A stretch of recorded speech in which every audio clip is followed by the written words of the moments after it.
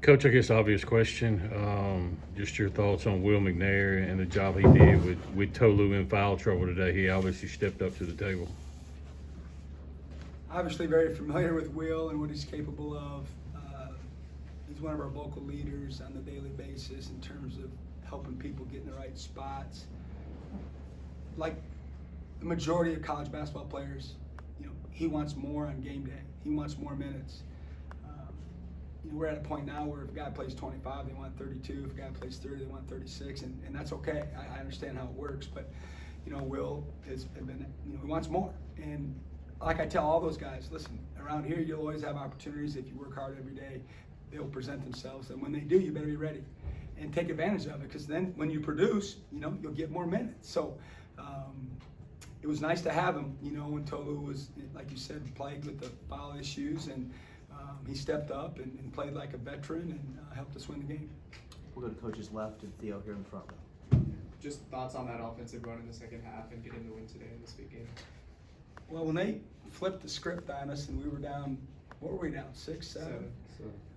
It felt like hours, but it wasn't that long because we obviously had a great response, and kind of air was out of the building there for a second, and fortunately we made some plays and stuck together, and before you knew it, we were up 6 or 7. So obviously that was a big part of the game, and I thought our guys handled it well. It's obviously a little easier to handle it when you're at home and playing in front of your home crowd, but I'm certainly glad they did. We'll keep it to coach's left and Brian in the second round. That was a 7-0 run. They went on to get that lead, to make it 30-31, and then you answered with, I think, a 16-3 run with no timeout.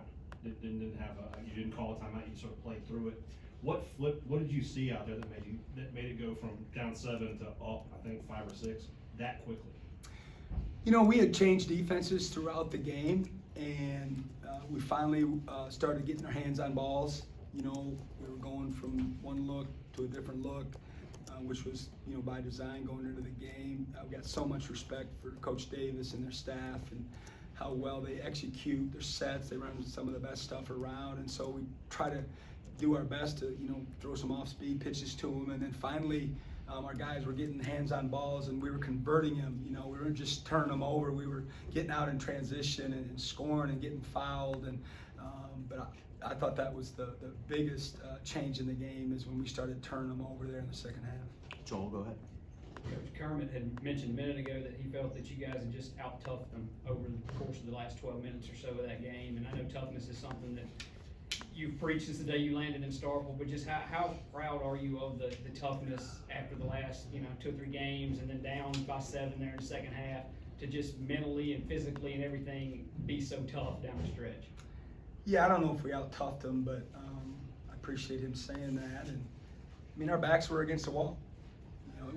We had to win, plain and simple. I think everybody that follows us closely knew where we were at, and we had lost 3 in a row and 0-2 out of the gate, and we'd already lost a home game, and now we have rivals coming in, and there was a lot of build up to this game for all of us. And people asked me a lot prior to the game, how do you handle the rivalry games? And certainly everyone knows. Everybody knew where we were at, and we didn't need to talk about it that much. It was very obvious, but I don't know how tough they were all the time, but they stuck together. They stuck together when things weren't going our way, and the bench was really good, the huddles were good, and then finally, like you said, we got on that run and were able to hold them off.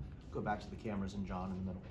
Chris, you've known obviously Will for a long time, and to see him kind of, you mentioned like stepping up when your numbers called. I think this was a season high in minutes, points, and rebounds, but knowing him and being so much of a big part of his journey, how happy were you to see him kind of embrace his opportunity today and have success with it and help you guys get your first SEC win? Oh, extremely. He's really committed to his craft this year more than ever.